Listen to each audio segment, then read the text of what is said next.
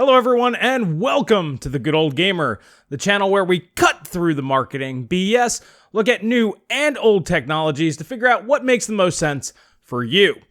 Alright, so today we are going to be talking exactly about marketing BS. So, if you guys saw today's thumbnail, I went ahead and was having a little fun with my good buddy Steve over there at Hardware Unboxed. The reason why I chose his image is because I know he's a good sport, and you guys all know that I really enjoy his content. In fact, it's because of him and Tim, in their recent Q&A video, that's what sparked my idea to do this video right here. So in the Q&A, Steve kind of alluded to the state of the review community, and he talked a little bit about that. Links are in the description below if you guys want to check out the whole Q&A for yourselves. But basically, how with the RTX 30 series launch, a lot of influencers were given 30 series cards and started promoting them. And the subsequent downward spiral that we're starting to see in the tech review community. Things have become far more marketing and hype focused and far less objectively focused, if that makes a lot of sense. So that's what I'm going to be talking to you guys about here today. I have a lot of thoughts on this. I've been seeing a lot of things going on in the past. I've done a few videos, but I really think it's time to talk about this again because I'm not really sure where the future is for the tech review community. So I want to discuss that with you guys here today. Maybe we can come up with some decent solutions together. But before we get into that, this video right here, both AMD and Nvidia are probably not going to like. So, to help support me from the onslaught that I may receive from these guys, please consider smashing that like button and subscribing to the channel. That really helps out. And if you leave a comment down in the comment section below, that lets YouTube know that you guys are engaged with this type of content. And basically that can drown out any sort of backlash we may get from the corporate overlords. Alrighty guys, so with that out of the way, so what's been going on? Well, perhaps you guys didn't see this video. This came out back in 2018, early 2018, right around the time the RTX 2060 came out. Steve himself was actually not given a review sample for the RTX 2060. And that's mostly due to the fact that Steve was honest with you guys and us and the whole community about the RTX 20 series. It wasn't a good deal. It was really bad. Basically, he said the same things that I was saying at the time. It was just a money grab from Nvidia. So, because he was honest with you, his community, and all the rest of us, he was punished for that. And he kind of alluded to that becoming a possible practice or something that may actually be in practice in the review tech community here today. And that really begs the question, if reviewers are afraid to be honest, how can we trust what they're talking about? And that's why I titled the thumbnail what I did. How can we trust people that at any time their livelihood could be stripped away from them? A lot of reviewers out there are wholly dependent on getting review samples. If they had to spend $1,500 and $800 per graphics card, most of these guys wouldn't be in business. And let's be honest, review companies are businesses. They're not doing it for their own health. Most of these guys, well, most of the good ones do it because they enjoy it. But on top of that, most of these guys do it for a living. And if they're not profitable and they can see, you know, that the bread and butter is going to be taken away from them, it's very tempting for people to be like, well, I'll compromise a little bit here and I'll compromise a little bit here, and it should still be okay. The problem is, you know, if Nvidia or AMD, we're seeing AMD playing a lot of shenanigans this time around, decide, hey, we're just going to start cutting off people that don't say what we like. This is going to lead to basically companies kowtowing to each individual company, or possibly polarizing things even worse. Maybe reviewer A says, you know, decides to stick with Nvidia because they've been their bread and butter for a while. Maybe reviewer B decides to go with AMD because they really like their products. And now they're going to have a skewed view of things if they're not getting sampled from the other side. And I can really see this devolving into a very tribalistic sort of fight here in the not too distant future. Now, one of the reasons specifically why I wanted to bring this up is right after the release of the RX 6800 and 6800 XT, I did this video here where I was like, let's give AMD a week or so. Let's see where they're at on the supply thing. The cards are looking really good. But I got a lot of backlash in there, mostly because you guys were upset about the supply, and rightfully so. But I was trying to take that out of the equation in that video, and there were a lot of people really upset about other things. Other reviewers out there were saying very different things than what Steve had posted in his review, which is fine. It's okay to have different points of view on things.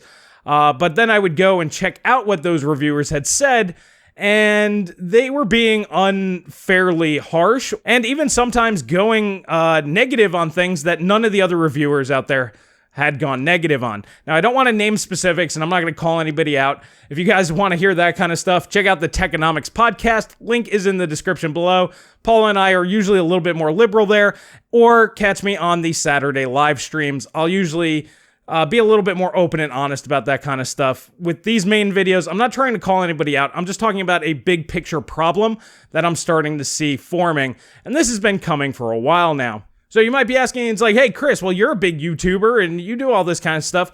That's true, but I still rely heavily on the actual reviewers out there. You know, people that's what they do. They get products and they objectively look at stuff and give, you know, the facts. Here's the data comparing all this stuff. I don't have the resources for that. It would cost a lot of money, and honestly, I would need like 5,000 new patrons to really be able to do that. Just being honest.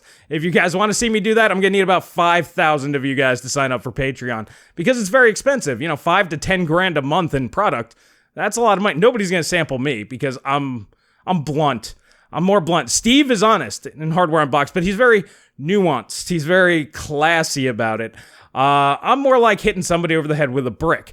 Now, honestly, I think the market does need more of that. I think we need a few other reviewers out there that aren't going to be afraid to just throw the bricks at people when bricks need to be tossed. I would say at this point in time, both the RTX 30 series and the RX 6800s, they're both looking good. The only real gripe here at this point in time is the availability, which everybody's kind of talked to death. But products like the RTX 20 series, which was a terrible launch, and Steve rightfully so called that out, and he was penalized for it. Other reviewers out there, like I said, they're not going to have the stones to stand there and tell Nvidia, you know, screw you, I'll just go out and buy these things myself. Steve's in a good position. He's been doing this for a long time. I've actually been reading his content over on TechSpot. I guess it's about 10 years now. So I've been following Steve way before Hardware Unboxed was even a thing. So he's a veteran, and, you know, you guys have supported their channel and their community. So those guys are pretty much safe at this point. But any creator, pretty much 100,000, maybe even 150,000 subs on down, most of these guys are not bringing in 5 to 10 grand a month for discretionary funds, plus another 5, 10 grand a month for all the other expenses that they need. So, you know, it's just unrealistic that smaller channels will be able to do that. And the larger channels out there, I'm seeing it, guys. I'm starting to see people not say certain things or start to pick out certain nitpicks that very much don't matter that much, or it's something that maybe there's not enough data on to really form a conclusion.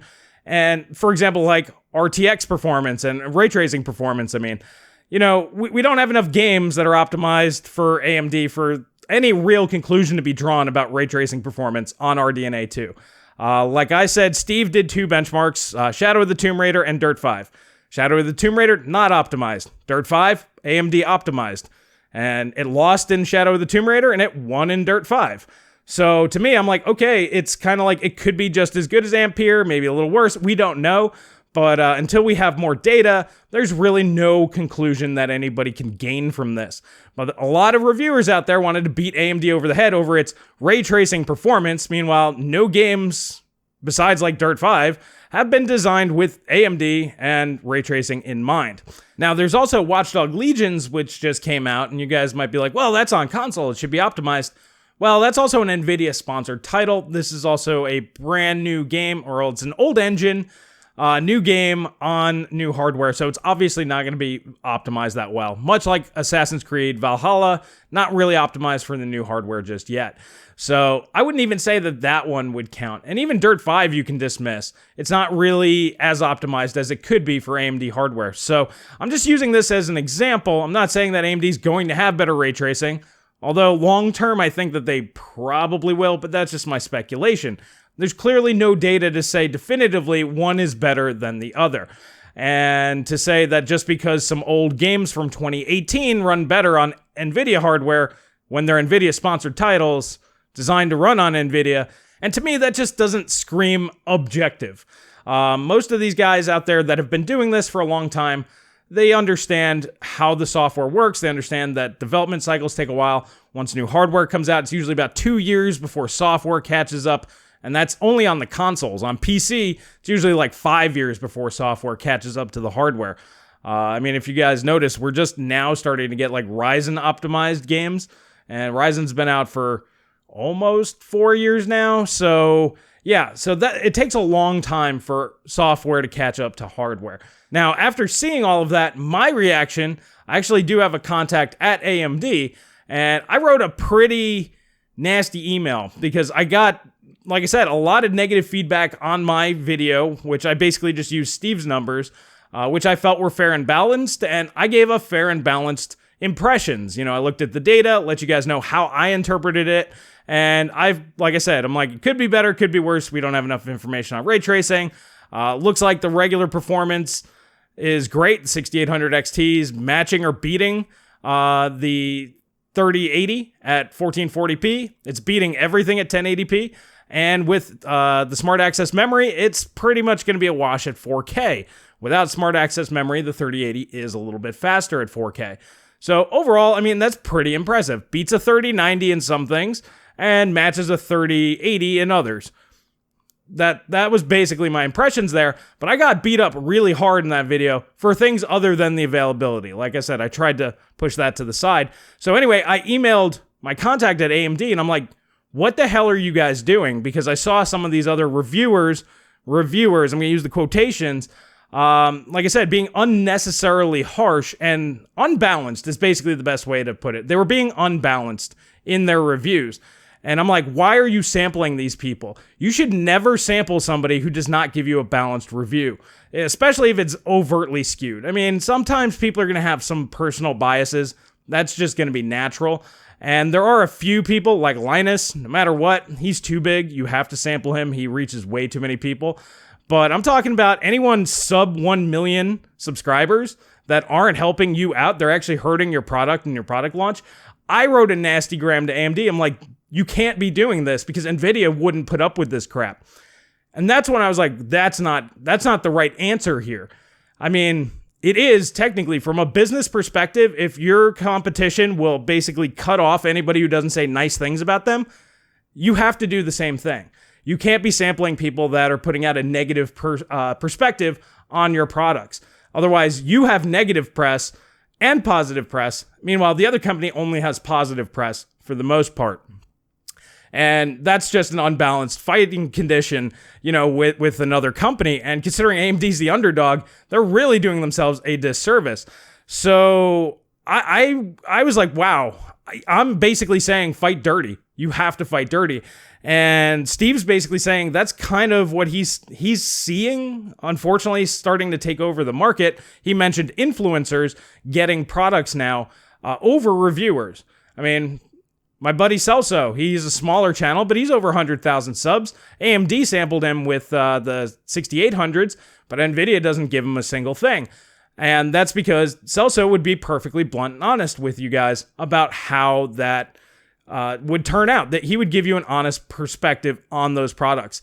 Now, influencers out there that are just giving product for free, it's like, hey, do you want a RTX 3090? Yeah, say some nice stuff in a video. Cool, I can do that. Basically, they're just marketers at that point. And the quote-unquote reviewers, a lot of these guys, like I said, to me, it seems like their hands are being cuffed behind their back because Nvidia and Intel and AMD, even if AMD tried playing these shady games, these guys are their bread and butter. If they don't get sampled, that is huge expenses for these guys that they don't currently have to deal with. And I don't know if there's a real solution to this, but the real question then becomes, who can you really trust? Like I said, I spent years and years following Steve, and he hasn't done anything crazy to make me question if he's being honest or sincere. So that's why I just basically look at what he says. But past that, I don't really trust anybody else out there. Used to trust a non-tech, but they kind of got out of the gaming stuff, and maybe they still do it, but I haven't really read any of their articles in years. But originally, that's kind of where I went. Eventually, I found Steve on TechSpot once a non-tech kind of fell out of favor. And at this point in time, other than him and Celso, I don't really trust anybody out there right now. And my biggest fear is that AMD, Nvidia, Intel, any company is going to eventually figure out that just supporting the influencers might be more beneficial to them. Influencers that just get the product, say nice things, pitch it to their communities. There's no critical thinking. There's no real analysis. It's just, hey, I got this thing and it's amazing, so you should buy it. Literally, that's as far as it goes. Yeah, any new graphics card is going to be the best thing ever because it's going to be faster than what you had before. One would hope. I mean, RTX 2000 series, not so much. But, outside of that, basically every generation you get faster cards at each particular tier level. So, of course, it's going to be better. And if they don't dig deep into it, it's just going to be, this is better, buy it. And eventually, like I said, the critical, unbiased, balanced reviewers, or the mostly unbiased, balanced reviewers out there, are basically going to be looked at as second-class citizens. And this is a disturbing trend that has only been growing and growing and growing over the past few years. Now, you might be asking, it's like, well, what's different nowadays? Well, see, you have to understand, the average gamer does not watch this channel, does not watch Hardware Unboxed, does not watch Devour tear things down. They jump over to Twitch, pick out their favorite game, Call of Duty, Fortnite, whatever, Hearthstone, and then just watch their favorite creator play video games. That is far more popular than this. Like hundreds, if not thousands of times more popular than this. So when those people just come out and say, buy this product, it's awesome, that's basically where the marketing is going to go. So why wouldn't these companies just say, screw it, to all of the critical thinkers, the unbiased, the fair and balanced people of the world that might potentially say something negative about their product? Eventually, I guarantee you that will happen. And realistically, I don't see any real solution around this. Now, the community can come together and keep supporting creators, but the day one review is basically going to be gone. As you can see right now, you can't get product for 2 or 3 months after launch. So, it might be 3 months before you get a review, a trustworthy review from somebody at that point in time. And I don't want this to be a downer. Like, I really want this to be a unifying message. This is where things are going. That's what's best for these companies. And you have to look at them as just evil, greedy companies, because that's what they are. Intel, Nvidia, AMD, all of them. Yeah, I just keep spinning the wheels, and I just don't see a good way out of this. I thought it was interesting that Steve brought that up, and he brought up the term influencers, and he basically alluded to this, and I just kind of wanted to talk about it with you guys. Do you have any solutions? Is there a way out of this if all the companies basically stop sampling anybody who ever says anything negative about them ever? Essentially, here's going to be your review in the future. Hey, I got this RTX 3090. It's awesome. Buy it now. Boom. End of the review. That's basically all you're going to be seeing maybe 5-10 years down the road. And yeah, maybe we just go back to print. Maybe nobody buy anything till 6 months in. I don't know. I want to hear your guys' thoughts on this. I keep spinning the wheels. I don't have any good answers. Supporting your favorite creators is really the only option that I see. But unless thousands of you guys start doing it, it's just not enough. I know some of the bigger channels, they do okay from that, and they make money when you guys buy stuff. Amazon links, buying merch, that kind of stuff also helps out. So you guys can help out without having to directly fund.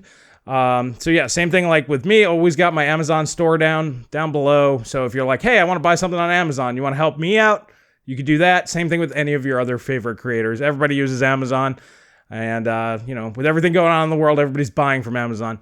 So I'm not trying to shill for me. I'm just trying to, that's the only option that I can see. But I don't think that's really going to matter for the vast majority of the community. The overwhelming majority, they're just going to see their favorite personality, their influencer, just say, buy this, and then they're going to buy it. And I don't have a solution for that. And that's basically what's going to drive the market. And that's scary.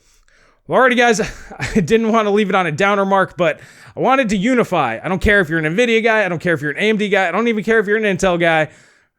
we all kind of need to come together and understand that that's the real threat. The whole fanboy bullshit that's going on here between, oh, AMD's better, oh, Nvidia, who cares? You know who's better? You're better. We're better. Our community's better. You know who's evil? The companies. The companies that you're defending are the evil ones. So stop doing that. Alrighty, guys. Once again, want to hear your thoughts down in the comment section below. Nobody's going to like this video besides you guys, so please smash that like button. Please share. That really helps out. People really kind of need to hear this. Maybe it'll snap them out a little bit. Do appreciate that. And that's really all I have for you guys here today. And I'll catch you guys in the next video.